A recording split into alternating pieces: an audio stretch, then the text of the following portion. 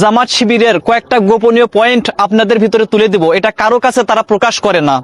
অনেকেই বলবেন যে আমি কিভাবে জানলাম, তার কারণ আপনারা এখন হয়তো জামাত শিবিরের সুখের দিনের সাথী, কিন্তু আমি ছিলাম জামাত শিবিরের দুঃখের দিনের সাথী। 12, 13, 14, 15, 16, 2016 এই সমস্ত সালের দিকে আমি জামাত শিবিরের সঙ্গে পুলিশের সঙ্গে পিকেটিং করেছি, হরতালে অংশগ্রহণ করেছি, আন্দোলন করেছি, মিছিল মিটিং, এমন কোনো কাজ নাই যে করি নাই। আমি জামাত শিবিরে একজন ক্যাডার ছিলাম, কর্মী ছিলাম।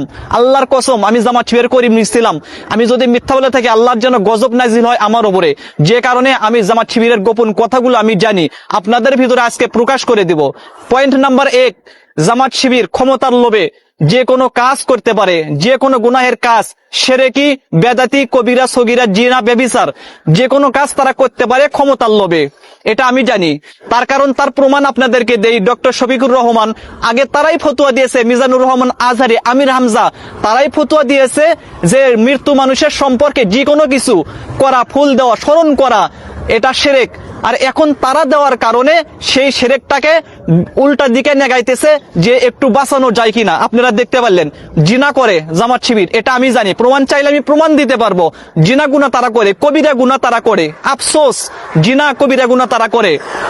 এখন আমি বলবো 2 নাম্বার যে কারণ, 2 নাম্বার কারণ হইল যে জামাত শিবির ক্ষমতার লোভে, ক্ষমতা পাওয়ার লোভে যে কোনো ধর্মের সাথে, মুসলিম, বৌদ্ধ, খ্রিস্টান, হিন্দু, যে কোনো ধর্মের সাথে তাদের সঙ্গে তাদের মতন করে চাল চলন, পোশাক, আচার আচরণ তাদের মতন করে তাদের সামনে উপস্থাপন করে, যাতে তারা মনে করে যে এরা তো শুধু নামের মুসলমান আর সবকিছু আমাদের মতন।